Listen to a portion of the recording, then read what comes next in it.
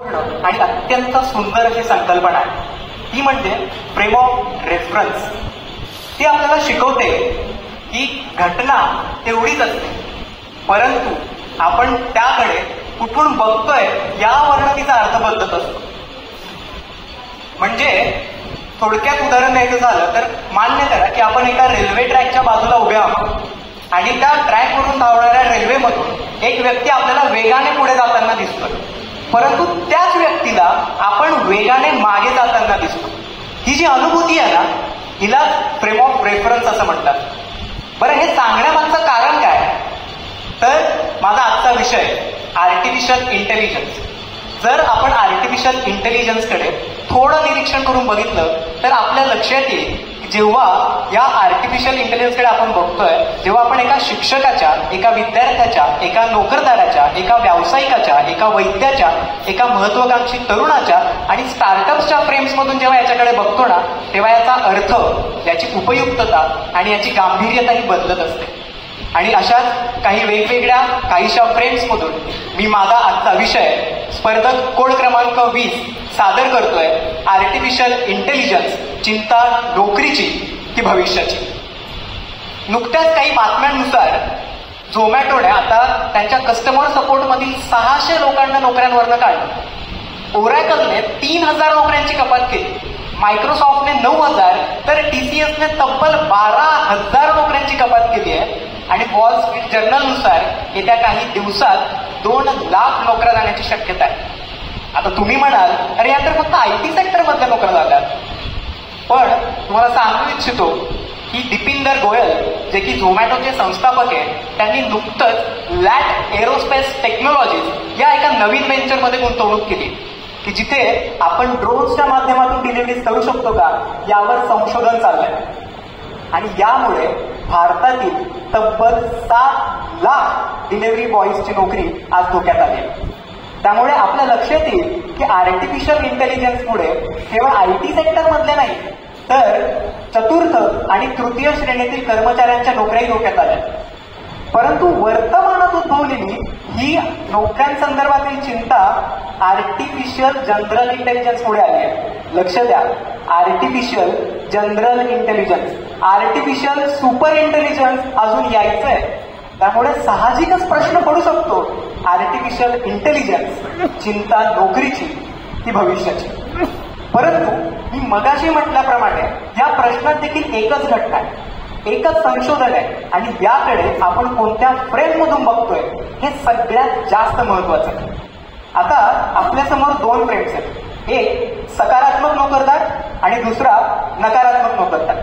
आता नकारात्मक नोकरदाराच्या फ्रेममधून जर आपण आर्टिफिशियल इंटेलिजन्सकडे बघितलं तर त्याच्यामध्ये नोकऱ्या जात आहेत, नोकऱ्या गमावल्या जात आहेत आणि कदाचित याची त्याला चिंताही वाटू शकते.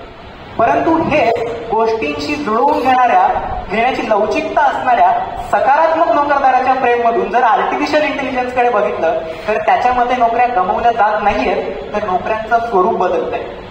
पूर्वापार चालत आलेल्या नोकऱ्यांमध्ये आज आधुनिकतेची जोड देऊन नवीन शैलीच्या, नवीन चालीरीतीच्या नोकऱ्यांची निर्मिती होतीये. उदाहरणार्थ, आज आरोग्य क्षेत्रामध्ये रोबोटिक्स, ड्रग्स डिस्कव्हरी आणि AI डायग्नॉस्टिक्स यामुळे काही डॉक्टर्स आणि टेक्निशियन्सच्या नोकऱ्या जाऊ शकतात. परंतु AI based medical research, machine maintenance, telemedicine यांसारख्या नवीन नोकऱ्यांचीही निर्मिती होतीये. आज कृषी क्षेत्रामध्ये सिस्टम इरिगेशन मॅनेजमेंट आणि याच्या व्यतिरिक्त ड्रोन स्प्रेइंग आणि याच्याही व्यतिरिक्त क्रॉप डिसीज प्रेडिक्शन किंवा क्रॉप डिसीज डिटेक्शन यामुळे पारंपरिक मजुरी कमी होऊ शकते. परंतु डाटा ड्रिव्हन फार्मिंग आणि ऍग्रिकल्चरल प्रिसिजन यांसारख्या नव्या नोकऱ्या निर्माण होत आहेत. कायदा आणि न्याय व्यवस्थेच्या दृष्टिकोनातून बघायला गेलं तर AI लीगल एजंट्स आणि रिसर्च केस बॉट्स यांच्यामुळे काही वकिलांच्या कामावरही परिणाम होऊ शकतो. परंतु AI एथिकल ऑडिटर्स आणि सायबर लॉ एक्सपर्ट यांसारख्या नव्या नोकऱ्यांची निर्मिती होती. त्यामुळे आर्टिफिशियल इंटेलिजन्स म्हणजे केवळ चिंता असं नाहीये, तर आपण आर्टिफिशियल इंटेलिजन्सकडे कोणत्या फ्रेममधून बघतोय हे सगळ्यात जास्त महत्वाचं आहे. आता या सकारात्मक नोकरदार आणि नकारात्मक नोकरदार आतापर्यंत एकाच वाटेवर चालत आले, परंतु इथून पुढे त्यांच्यासमोर 2 वेगवेगळ्या वाटा असतात. ज्याने परिस्थितीशी जुळवून नाही घेतलंय असा नकारात्मक नोकरदार एका चिंतेच्या, नोकरी मिळत नाही म्हणून चिंतेच्याच मार्गावर असणार आहे, त्याला सतत त्याची चिंता असणार आहे, कदाचित नोकरीही नसणार आहे. परंतु ज्याने परिस्थितीशी जुळवून घेतलंय, ज्याने परिस्थितीशी लवचिकता दाखवली आहे, असा सकारात्मक नोकरदार एका वेगळ्या, नाविन्यपूर्ण आणि आनंददायी वाटेवर मार्गस्थ होतो.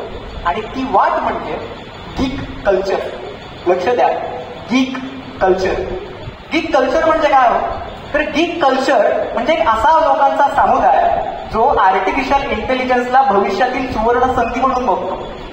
एक असा समुदाय ज्याच्यासाठी तंत्रज्ञान म्हणजे प्रचंड जिज्ञासेचं साधन आहे. एक असा समुदाय ज्याच्या विचार पद्धतीमध्ये कसलीही भीती नाहीये, तर तो आर्टिफिशियल इंटेलिजन्सला मी अजून नाविन्यपूर्ण कसा वापर करू शकतो अशा सकारात्मक विचारशील दृष्टिकोनातून बघतो.